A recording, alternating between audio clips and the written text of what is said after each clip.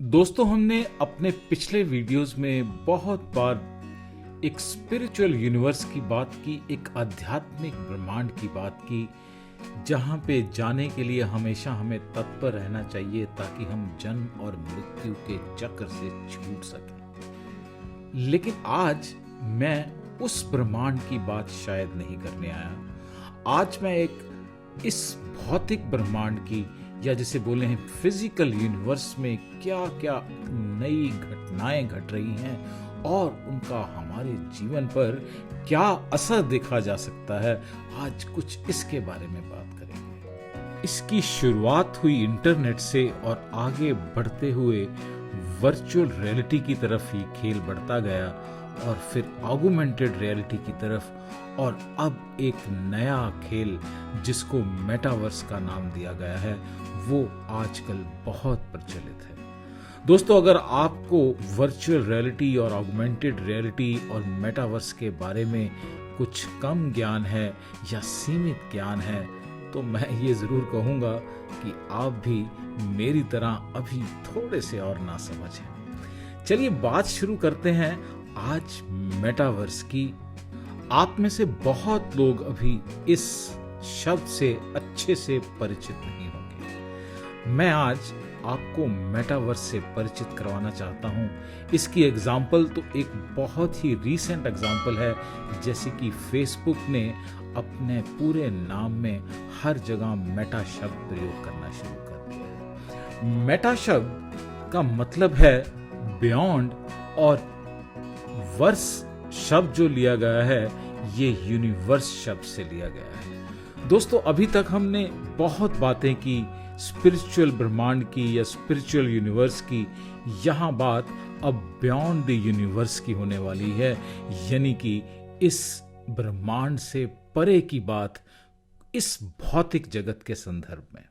दोस्तों, क्या आपने कभी ये सोचा है कि आप किसी मॉल के अंदर घूम रहे हैं और एक साड़ी को या एक सूट को चुनते हुए किसी दुकान पर बैठकर आप किसी एक नई जगह पर एक प्लॉट भी खरीद रहे हैं, और वहां पे आप उसी वक्त में दूसरी जगह से एक टीवी की दुकान से या आप किसी और वस्तु की दुकान से कोई और किस्म की वस्तु खरीद रहे हैं। सुनने में शायद ये अजीब लगेगा, लेकिन आपको आज मैं सत्य बताऊं तो आने वाले वक्त में ऐसा ही होने वाला है। आप एक ही जगह पर रहकर 4 जगहों पर हो सकते हैं।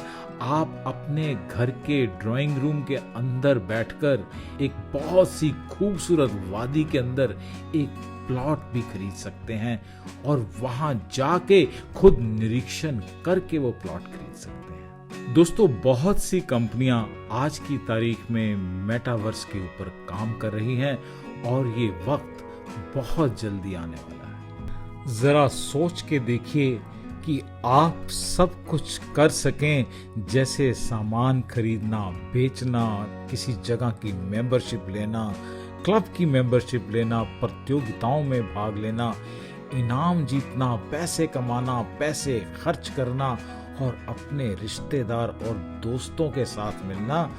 परंतु ये सभी आप करेंगे एक वर्चुअल दुनिया में अपने ड्राइंग रूम के अंदर बैठे हुए, जिसका असली दुनिया से कोई नाता नहीं है, ना ही असली दुनिया में उसका कोई भी अस्तित्व है। और आप सत्य में उस जगत के अंदर, उस वर्चुअल जगत के अंदर, उस वर्चुअल यूनिवर्स के अंदर लाखों करोड़ों रुपए तक खर्च कर सकते हैं, वहां का सामान लेने के लिए, वहां पे बिल्डिंग्स खरीदने के लिए, वहां पे मकान खरीदने के लिए, वहां पे क्लब मेंबरशिप लेने के लिए और ना जाने कितनी ही चीजों के लिए। दोस्तों, आजकल वीआर गेमिंग या वर्चुअल रियलिटी गेमिंग काफी लोकप्रिय है। इससे आपको वीआर हेडसेट यानी कि वर्चुअल रियलिटी हेडसेट, जो कि एक हेडफोन जैसा इंस्ट्रूमेंट है,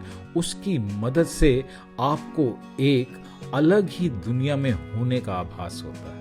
हाल ही में एक ऑगमेंटेड रियलिटी गेम पोकेमॉन गो इस ऑगमेंटेड रियलिटी बेस्ड गेम को खेलते हुए न जाने कितने ही लोगों को चोट आई या फिर सड़क दुर्घटनाएं भी हुई। लेकिन दोस्तों, ये आप अगर वहां पे कुछ खरीदना चाहते हैं उस मेटावर्स के अंदर, तो आप अपने इन रुपयों के साथ नहीं खरीद पाएंगे। इसके लिए एक नई करेंसी, जैसे कि आप सबको मालूम है, जिसको आजकल क्रिप्टो करेंसी का नाम दिया गया है।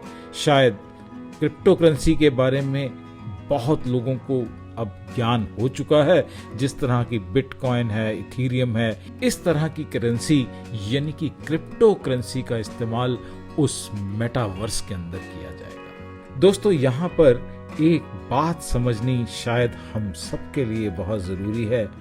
आप सोचें कि आप एक कमरे के अंदर एक बिस्तर पे बैठकर या कहीं पे भी अकेले बैठकर ये सब कार्य खरीद रहे हैं, सामान खरीद रहे हैं, बेच रहे हैं, ना जाने कौन से जगत के अंदर, ना जाने कौन से संसार के अंदर। जैसे ही कंप्यूटर का स्विच ऑफ हुआ, मोबाइल का स्विच ऑफ हुआ, तो समझिए कि जो आपने किया था आपके सामने वो कुछ भी नहीं होगा। दोस्तों, ज्योतिष में लोग इसको राहु का असर बोलते हैं, और ज्योतिष में राहु को एक भ्रम का ग्रह बोला जाता है या एक मटेरियलिस्टिक प्लैनेट बोला जाता है, जो कि भौतिकवाद से जुड़ा हुआ है।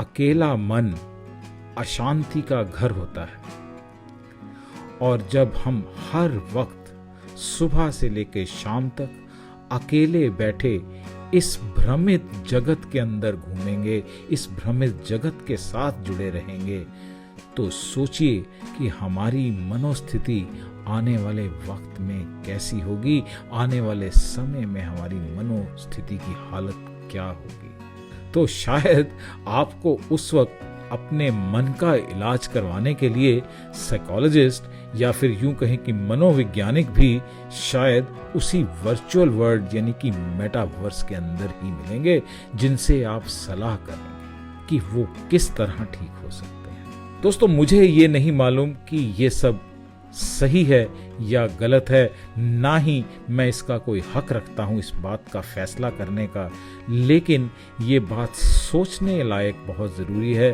कि क्या इस तरह की प्रगति हमारे आने वाले वक्त में हमारे काम की है, हमको फायदा देने वाली है, हमें मन से और अकेला करने वाली है, अपने असली मित्रों से, जो कि जिसको ह्यूमन टच बोलते हैं, जिनके साथ हम मिलते हैं, फिजिकली बात करते हैं, उनसे हमको दूर करने वाली है।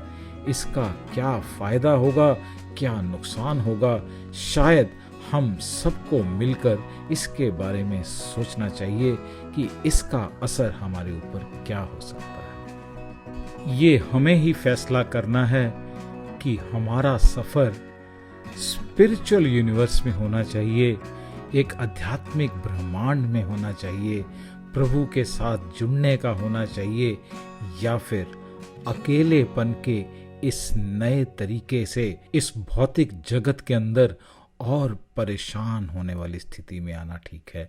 ये हमको फैसला करना होगा, आपको फैसला करना होगा, हम सबको फैसला करना होगा। अभी तक सिर्फ हम एक परिवार में 4 लोग 4 अलग अलग फोन लेकर उसके ऊपर उंगलियां दबाने में ही व्यस्त हैं। सोचिए कि जब ये मेटावर्स आ जाएगा तो हमारी क्या स्थिति होने वाली है, हम अपने आप से कितने दूर हो जाएंगे।